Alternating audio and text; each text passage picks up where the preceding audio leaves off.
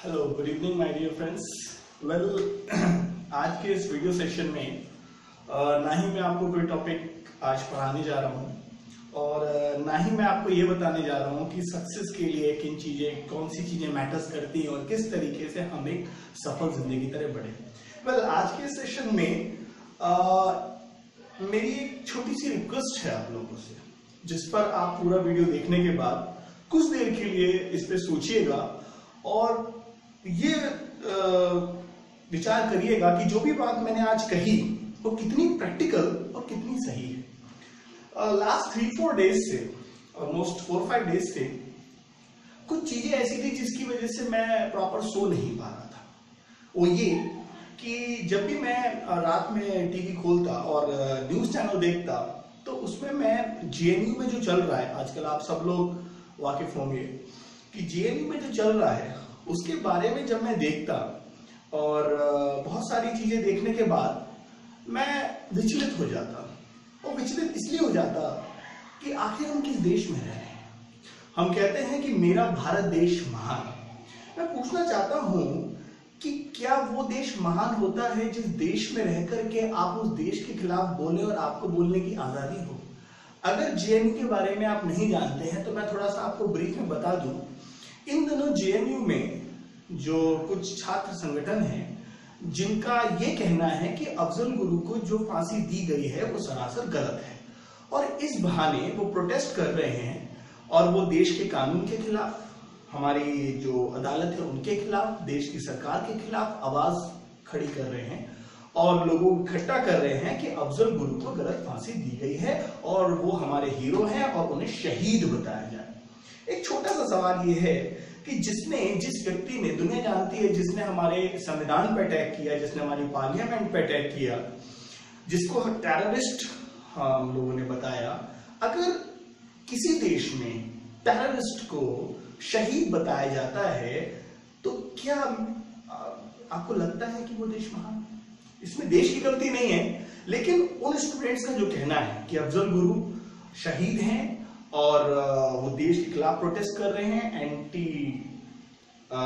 National, जिस तरीके से वो नारे लगा रहे हैं,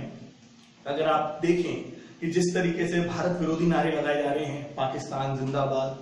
जिस प्रकार से हाफिज सईद का या बाकी जो है उनका गाना गाया जा रहा है कि भारत को रगड़ा दे रगड़ा, थोड़ा सा दर्द होता है जब आप इस देश में रहते हैं और आप इस देश से प्यार करते हैं। क्योंकि एक तरफ सीमा पार देश के वो सपूत हैं जो देश की रक्षा कर रहे हैं, दिन रात अपनी जान को हथेली पे लिए हुए इस देश के लिए वो अपने जीवन को कुर्बान कर देते हैं। वो अनेक माताएं जिनके लाल देश की सेवा करते करते शहीद हो जाते हैं, वो पत्नियां जो अपने पति को देश के लिए कुर्बान कर देती हैं, वो बच्चे जिनके माता पिता देश के लिए कुर्बान हो जाते हैं। अगर इस तरीके से हमारे देश में जो देश की यूनिवर्सिटीज हैं, वहां जो छात्र हैं, कुछ शरारती तत्व हैं, वो अगर ये कहते हैं, हमारे देश में रहकर के कहा जाता है पाकिस्तान जिंदाबाद, मैं थोड़ा सा वक्त आप लोगों से चाहता हूं, क्योंकि देखिए देश की जिम्मेदारी सिर्फ उनको नहीं है, उन सैनिकों को नहीं है जो देश की रखवाली कर रहे हैं। देश की जिम्मेदारी हमारी भी है। हम भी भारत के एक नागरिक हैं, हम भी भारत के एक जिम्मेदार नागरिक हैं, तो हमारा भी फर्ज बनता है कि क्या सही है क्या गलत। और मुझे सबसे ज्यादा दुख इस बात का नहीं है कि वो छात्र हमारे भारत में इस तरीके से नारे लगा रहे हैं कि इंडिया गो बैक, भारत को रगड़ा दे रगड़ा, और मोदी के खिलाफ, सरकार के खिलाफ और इंडिया के खिलाफ कि पाकिस्तान जिंदाबाद, कश्मीर को आजाद करेंगे, कितने अफजल मारोगे, रोज अफजल पैदा होगा, तरह तरह की जो थोड़ा सा परेशान करते हैं। तब भी खैर इस बात से इतना दुख नहीं है, लेकिन उससे कहीं ज्यादा दुख इस बात का है कि हमारी देश की राजनीति इतनी गिर गई है, इतनी डाउन हो गई है कि देश के बड़े बड़े, मैं नाम तो नहीं लेना चाहूंगा क्योंकि इतने समझदार सभी हैं, पढ़े लिखे हैं, सब इतना जानते हैं कि चाहे वो कोई भी देश, कोई भी पार्टी हो, मैं यहाँ किसी पार्टी को मैं ना सपोर्ट कर रहा हूँ ना उसके खिलाफ कह रहा हूँ, लेकिन मेरा ये कहना है कि जब बात आती है देश की, जब बात आती है कंट्री की, तब वहां पार्टी नहीं आती है, आप इंडिया को रिप्रेजेंट करते हैं। आप ये नहीं है कि साहब आप पार्टी है तो आपको मतलब ही नहीं कि साला किस देश का क्या है क्या नहीं है। वहां जो स्टूडेंट्स हैं जो अगेंस्ट नारे लगा रहे हैं, देश के खिलाफ नारे लगा रहे हैं, आपके सामने कह रहे हैं पाकिस्तान जिंदाबाद, इंडिया के लिए दुनिया भर की बातें कह रहे हैं, भारत माता के लिए इतने बुरे बुरे अपशब्द कह रहे हैं, और वहां आप जाते हैं ये सोच करके कि मुझे उन स्टूडेंट का सपोर्ट मिलेगा और मुझे वोट मिल सकते हैं, हमारी पार्टी की जो इस समय हालत है वो सुधर सकती है। आप ये कहते हैं कि अगर पुलिस उन छात्र संगठन के नेता को पुलिस ने अगर पकड़ा है तो आप कहते हैं कि जो व्यक्ति आपकी आवाज दबाएगा वो देश का असली दुश्मन है। यानी कि आपका कहने का मतलब है कि अगर कोई व्यक्ति देश के खिलाफ बोल रहा है, देश के खिलाफ जहर उगल रहा है, आतंकवाद की भाषा बोल रहा है, उस व्यक्ति की अगर आवाज दबाई जाती है, उस व्यक्ति को अगर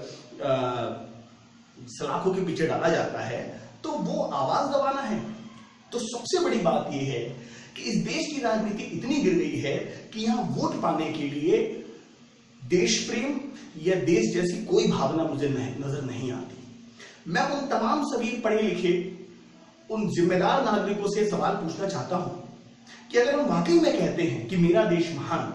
अगर हम वाकई में बहुत बड़ी शक्ति बनने की सपने देख रहे हैं, अगर हम वाकई में अमेरिका या बाकी देशों से तुलना करते हैं, तो मैं आपसे ये पूछना चाहता हूं कि आखिर ऐसा कौन सा देश है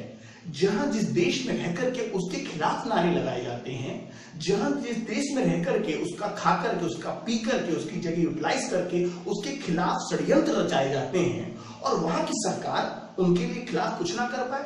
अरे साहब, पाकिस्तान में आप एक शब्द बोल के तो देखिए, काट के बाहर दिया जाएगा और आपको पता भी नहीं चलेगा। लेकिन ये सिर्फ और सिर्फ एक हिंदुस्तान है जहां कुछ भी बोल सकते हैं, क्योंकि उन्हें पता है कि हिंदुस्तान में जो राजनीतिक पार्टियां हैं वो इतनी गिर चुकी हैं कि अगर आप कुछ बोलोगे तो वो अपने वोट बैंक लेने के लिए आपके साथ खड़े हो जाएंगे। आप इतने बड़े नेता बनते हैं, इतनी बड़ी पार्टी को रिप्रेजेंट करते हैं और आपको ये नहीं पता कि आपको कहां किसका स्टैंड लेना चाहिए। मैं उन सारे तमाम पढ़े लिखे जिम्मेदार नागरिकों से पूछना चाहता हूं, तमाम बुद्धिजीवियों से पूछना चाहता हूं कि क्या ये सही है कि जिस यूनिवर्सिटी, जेएनयू यूनिवर्सिटी, जहां सब्सिडाइज्ड जितने भी टैक्स पेयर हैं, मैं भी उसमें से एक हूं, हम टैक्स देते हैं, जो सब्सिडी उनको मिल रही है, ना जाने कितने अरबों रुपया जेएनयू की वहां की पढ़ाई पे खर्च होता है, तो क्या हम इसलिए टैक्स पे कर रहे हैं या क्या इसलिए उनको सब्सिडी दी जा रही है कि जेएनयू में वो छात्र पढ़ाई ना करके देश का भविष्य उज्जवल करने के बजाय वो देश के खिलाफ नारे लगाए? ये बात हर कोई जानता है, आप सबने वीडियो देखी होगी, कुछ नहीं छुपा, कैमरा कभी झूठ नहीं बोलता है कि उसमें कश्मीर के भी कुछ लोग दिखाई दिए थे और उनके वहां सुर थे। सवाल एक बात है कि किसी देश में रह करके उस देश के दुश्मन पाकिस्तान जिंदाबाद की बात कहां से आ रही? अगर आपको लगता है कि जो देश का जो आतंकवाद है, जिसने ना जाने कितने बेगुनाह लोगों को मारा और जिसे सरकार ने फांसी दे दी और आप उसको कह रहे हैं शहीद बता दीजिए, इसका मतलब वो सारे तमाम देश के सिपाही जो सरहद पार अपनी जान दे देते हैं इस देश की रक्षा करने के लिए, सब बेवकूफ है। मेरा ये वीडियो अगर कोई डिफेंस का बंदा देख रहा है, या मैं उन लोगों से भी चाहता हूं कि आपका काम सिर्फ ये नहीं है कि आप सरहद पे जाकर के देश की रक्षा करें, अपनी जान न्यौछावर कर दें। आपका फर्ज ये भी है कि उन तमाम राजनीतिज्ञों से, उन तमाम पार्टियों से पूछे कि क्या ये जायज है कि एक तरफ जहां एक सिपाही अपनी जान दे देता है देश की रक्षा के लिए, दूसरी तरफ आप राजनीति की रोटी सेकने के लिए, अपनी वोट बैंक के लिए आप जाकर के खुले आम उनका समर्थन कर रहे हैं जो देश के खिलाफ नारे लगा रहे हैं। क्या आपको दुख नहीं होता, दर्द नहीं होता? मेरे को दुख हुआ, मेरे को दर्द हुआ, मैं पिछले 3-4 दिन से परेशान था, इसलिए नहीं कि मेरे फादर आर्मी से थे, इसलिए क्योंकि मैं भी इस देश का सच्चा नागरिक हूं। और अगर आप इस देश के सच्चे नागरिक हैं तो आप ये बिल्कुल बर्दाश्त नहीं कर सकते कि आपकी देश की जमीन पर रहकर के कोई आपके देश के खिलाफ नारे लगाए और सबसे बड़ी बात कि कोई पार्टी उसका सपोर्ट करे। मैं आप सभी लोगों से रिक्वेस्ट करना चाहता हूं, अगर थोड़ा सा भी देश के प्रति प्रेम है तो मैं चाहता हूं कि इस वीडियो को इतना वायरल करिए, इतना वायरल करिए कि ये बात हमारे प्रधानमंत्री, हमारे राष्ट्रपति और सबसे बड़ी चीज की जो देश के खिलाफ नारे लगा रहे हैं, और उससे भी बड़ी चीज की वो राजनीतिक पार्टियां जो ऐसे लोगों का सपोर्ट कर रही हैं, उनके पास तक जाए। मेरा एक छोटा सा सवाल है, वो सवाल ये है कि अगर आपको इस देश से इतनी नफरत है, अगर आप इस देश के वाकई में इतने खिलाफ है, तो इस देश में क्यों रह रहे हैं, क्यों इस देश का खा रहे हैं? जाइए पाकिस्तान जाइए, बहुत गर्व से हम कहते हैं कि पाकिस्तान जाएंगे। अगर आप पाकिस्तान जाएंगे तो आपको काफिर कहा जाएगा। हमारे देश के युवा जो IAS में चले गए, दुनिया भर के उन्होंने सपने देखे, और जब वहां गए तो उनके संग ये बर्ताव हुआ कि उनको तो कहा कि ये तो हमसे इत्तेफाक रखते ही नहीं है, और उनको बिल्कुल ही अलग चीज दी, उनको दोगला कहा। सही बात है, जो अपने देश का नहीं, जो अपने वतन का नहीं, जो अपनी माँ का नहीं, वो किसका होगा। अभी सियाचिन की खबर भी आपने सुनी होगी। सियाचिन में हमारे कुछ सैनिक शहीद हो गए, जिसमें हनुमंतप्पा जो कुछ दिन जीवन और मौत के बीच लड़ाई करी, लेकिन उसके बाद वो भी शहीद हो गए। सिर्फ देश के शहीदों के बारे में जानकर शोक मनाना या कैंडल जलाना ही देश के प्रति आपका दायित्व नहीं है। आपका दायित्व ये है कि अगर कोई भी चीज, कोई भी गलत अगर देश में हो रहा है तो उसके खिलाफ अपनी आवाज उठाना। मैं चाहता हूं कि उन सभी पार्टियों को यह साफ मैसेज चला जाए कि अगर आप इस देश में रह रहे हैं और अगर आपने किसी भी चीज का सपोर्ट किया जो इस देश के खिलाफ है, जिसने भी अगर देश के खिलाफ उंगली उठाई, उसको हम बिल्कुल भी इस देश में बर्दाश्त नहीं करेंगे, और वो पार्टी इस तरीके से गिर जाएगी कि आने वाली जन्मों में भी उस पार्टी का कभी नाम नहीं आने वाला। मेरा बस यही कहना है उन सारे तमाम युवकों से, उन सारे तमाम देश के नागरिकों से कि अगर थोड़ा सा भी आपके दिल में देश के प्रति प्यार है, देश का सम्मान ये नहीं होता कि जनगण मन हो रहा है तो आप खड़े होकर आपने जनगण मन कर लिया। देश का ये नहीं होता कि साहब 26 जनवरी पे आप या 15 अगस्त पे आप थोड़ा देश की याद कर लिया। हम ये नहीं जानते कि कौन देश का जवान शहीद हुआ, और हमें हाफिज सईद के बारे में पता है, देश के उन दुनिया भर के जो टेररिस्ट उनके बारे में पता है। हाफिज सईद जो सब जानते हैं कि मुंबई हमलों का मास्टरमाइंड है, ना जाने कितने बेगुनाह लोगों को मारा। बस थोड़ा सा मैं चाहता हूं, थोड़ा सा मेरे साथ विजुलाइज करें। आपके भी घर में परिवार है, आप भी किसी ना किसी से बहुत प्यार करते हैं। वो आपके माँ हो सकते हैं, पिता हो सकते हैं, आपके हस्बैंड हो सकता है, आपकी वाइफ हो सकती है, आपके बच्चे हो सकते हैं। जरा एक पल को, भगवान ना करे, लेकिन एक पल को आप इमेजिन करिए, वो व्यक्ति जिससे आप बहुत ज्यादा प्यार करते हैं, आप उसका इंतजार देख रहे हैं और आपके पास फोन आता है कि उस व्यक्ति का कार एक्सीडेंट हो गया या वो व्यक्ति नहीं रहा। सोचिए आपकी दुनिया क्या हो जाएगी, आपकी दुनिया उजड़ जाएगी। यही उनके परिवार के संग होता है जो देश के जवान शहीद हो जाते हैं। उनकी शहादत किस काम की? सियाचिन में जो देश के सैनिक शहीद हुए हैं, मुझे लगता है उनकी आत्मा रो रही होंगी कि किस देश में हम पैदा हुए और किस देश के खिलाफ हम लड़े। उस देश के खिलाफ लड़े, उस देश के लिए हम मर मिट गए जिस देश में वहां के लोगों को जो देश के खिलाफ बोल रहे हैं उनके खिलाफ उनको सपोर्ट किया जाता है। मैं कहता हूं कि ऐसे लोग, ऐसे शरारती तत्व जो देश के खिलाफ नारे लगाते हैं, जो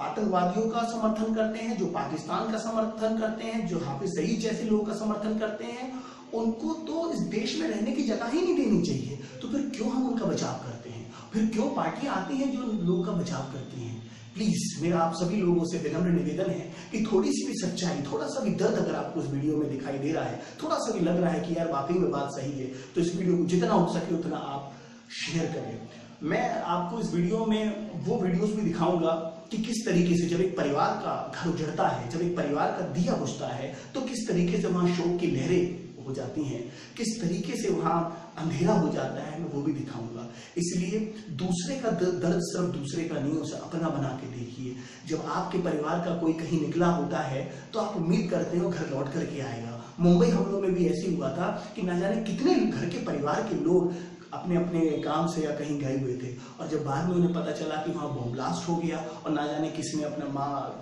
कोई, किसी ने अपने पिता खोया, किसी ने अपना बेटा खोया, किसी ने अपना बच्चा खोया, किसी का हाथ वहां था, किसी का धड़ वहां था, किस तरीके से हालत वहां हुई थी। सोचिए अपनों को देख करके कितना उनके दर्द हुआ होगा। वो दर्द, क्या ऐसे आतंकवादियों के खिलाफ हमें भावना रखनी चाहिए जो मानवता के अगेंस्ट हैं? अगर शायद से ये कुछ खुरापाती तत्व ना हो तो ISIS जैसा ये इतना बड़ा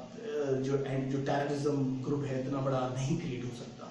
तो बस मैं आपसे ये चाहता हूं कि JNU में इस समय जो भी चल रहा है, या कोलकाता में भी रैली निकाली गई जिसमें साफ साफ उन्होंने कहा पाकिस्तान जिंदाबाद, भारत को रगड़ा दे रगड़ा, हाफिज सईद के नारे लगाए, कश्मीर की आजादी की बात करें, एक तरफ आप कश्मीर की आज़ादी की बात करते हैं और दूसरी तरफ भारत में रह करके वहां कश्मीर से कश्मीर पंडितों को निकाल दिया जाता है। ये कैसा देश है भाई? हम क्या इस प्रकार से देश दुनिया की शक्ति बन सकते हैं? मुझे नहीं लगता। और अगर ऐसा ही होता रहा माय डियर, तो हो सकता है कि आज हम ना जागे, हो सकता है आज हमें लगे यार it's none of my business, मैं सुबह से लेकर शाम तक इतना बिजी रहता हूं, क्या फर्क पड़ता है मेरे को। अगर कह रहे हैं कहने तो ठीक है भैया, हर एक का अपनी अपनी आवाज है, हर एक को राइट है। तो एक दिन ऐसा आएगा जब इस देश पे पाकिस्तान का कब्जा हो जाएगा, और जिस दिन हमारी माँ बहन बेटियों की इज्जत खतरे में होगी, उस दिन हमें रियलाइज होगा कि हमने क्या कर दिया। आज तक इतिहास गवाह रहा है कि हमारे देश को खोखला हमारे देश के लोगों ने ही किया है, लोगों ने ही जड़ काटी है, और यही कारण है कि देश खोखला हुआ है। मेरी आप लोगों से विनम्रता पूर्वक निवेदन है